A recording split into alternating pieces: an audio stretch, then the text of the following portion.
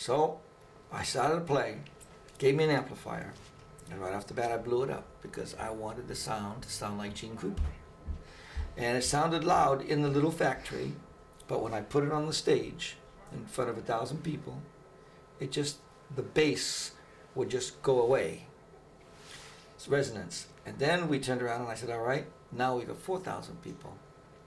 He keeps giving me amplifiers. I keep the on fire. The speakers would catch on fire. They did start smoking, and it was unbelievable. And so what happened was, finally, after about 48 to 50 speakers and amps that I just torched and blew up, Leo said, and meanwhile I was doing little things with the guitar.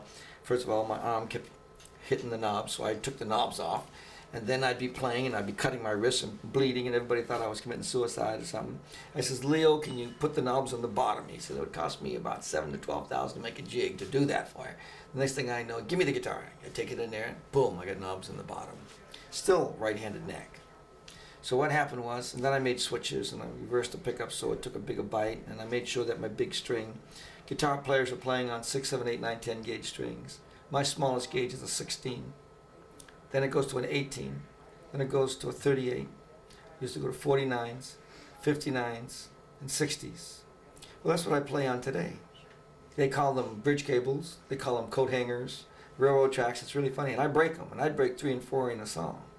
And the heavy duty picks that I use, because I developed this style which I'll explain, grinds the picks down so fast that I'll go through 6 and 7 picks in a song, and I have a pick holder that I put picks in, so I pick them up and I just hand them out to the people as I grind through the songs.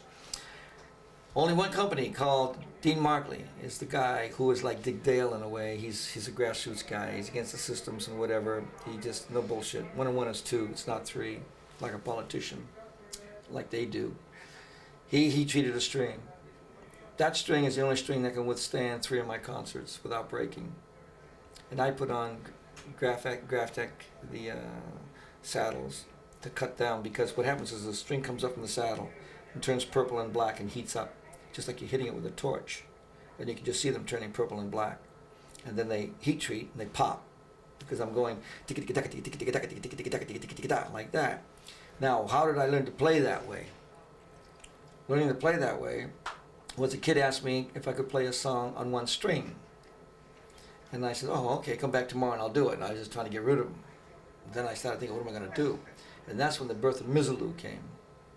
Mizalou was an Egyptian song that the belly dancers would dance to, and it was done slow. And it was done on a drum, an Arabic drum, the dabaki. And they would go boom, boom, boom, boom, boom, boom, boom, boom. And she would come out dancing, da, and on an oud instrument, a man would play this song on an oud, O-U-D, and it goes ding, ding, ding, ding, ding, ding, ding, ding, ding, ding, ding, ding, ding, and playing with a feather quill, a chicken quill. I went, I goes, how can I make it sound big? And I went, well, I mean, the guy would roll over in his grave if he heard it, but the thing is, I wanted a fat sound. All right, that's when I really started blowing up amps, playing like that. So Leo finally stood in the middle of 4,000 people with Freddie, and he said, now I know what Dick Dale's trying to tell me. Back to the drawing board. And he created an output transformer, all the text colored Dick Dale output transformer. And what this is, it favored the highs, mids, and lows, whereas no transformers did that. They only favored one or the other. And this was designed by Leo, made by Leo, but it was actually made by Triad Company, no longer in business. This was an 85 watt output transformer that peaked 100 watts, and with the 55881 tubes, it peaked up to 100 watts. What are we going to plug it into? We had every Jensen speaker that he had, I completely fried. So we went to the Lansing Company, and as I sit here today, I can remember standing there with Freddie, Leo, and myself, with the guy, head man, down the aisles of all their equipment, their storehouse. We wanted a large speaker. We wanted a larger magnet, a 15-inch speaker with a larger magnet on it, heavier winding, heavier coil, voice coil, put in an aluminum dust cover because I wanted to hit the pick of the pick. In Europe they call it plectrum, because I just came back from there, and that's all they call them, picks or plectrums. We want to hear the pick, the click of the pick. We wanted to take in double the size of the voice coil and the wires, and we want to take rubber glue and put it around the ridge of the outside, because the speakers would go. Freddie used to go, "Take, look what you did to this one," and it would be it would be twisted like that. It was going, and it would twist. So they put the rubber so they could go in and out, in and out. They thought we were crazy. That was a 15-inch JBL, 15-inch D130F, meaning Fender specifications. Now they call it the Dick Dale pack, if you want to redo it. And that's what I do when I need extra speakers. So what happens is, we put it in a 3-foot-high cabinet, 2 feet wide, 12 inches deep, no portholes, just packed it full of fiberglass, because we wanted the percussion to kick back and push the speaker. When Dick Dale plugged the Beast, as it's called named by a guitar player, they call it the Beast, his Strat, when he plugged his Strat into that Showman, that amplifier was called the Dick Dale Showman. When we plugged the single Showman, we plugged that Showman into a 15-inch that speaker. That's when Dick Dale changed the course of history of rock and roll. Before, they were talking about Dick Dale, King of the Surf Guitar. The title came from the 17 surfers that I surf with.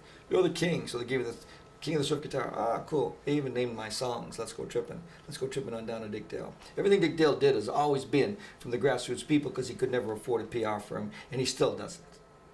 This whole new movement I'm playing to in front of 500,000 people, still the same way. It's the word of mouth, because I'm playing to grassroots people. We don't try to impress musicians. People don't know what an augmented ninth is, neither do I, and I don't give a shit. I can't even play the scale. Who cares? I play my frustrations and pain and sound that comes from what I've seen in life and the indigenous people stepped on. So when that happened, when that guitar hit, Dick Dale then broke the sound barrier. He was the first power player in the world. Now, I said to Leo 2 weeks later, I want to put another 15 in there, because I want even a bigger sound. So he went nuts, because the speaker was rated at 16, but it was really 8. So the first output transformer was 8 for the single speaker. So he made a 100-watt output transformer, 4 ohms, because we put the second speaker in the same cabinet and just put a divider in there, packed it. When that 100-watt output transformer peaked 180 watts, when Dick Dale plugged the Beast into that dual Showman, and that's why it was called the dual Showman, because of the dual speakers, he not only broke the sound barrier, but he made people's ears bleed and went into the black hole. The rest is history. And you know what? Today, no one's been able to duplicate that sound. I've spent 2 days alone in Meridian, Mississippi with Mr. Peavy himself, who Leo was his big guru, and he had all his men in there trying to get it. They've tried to count the windings. They've cut the transformers in half. They've looked inside, but Leo died with the secret. He never sold it to CBS. So I have the only remaining output transformers.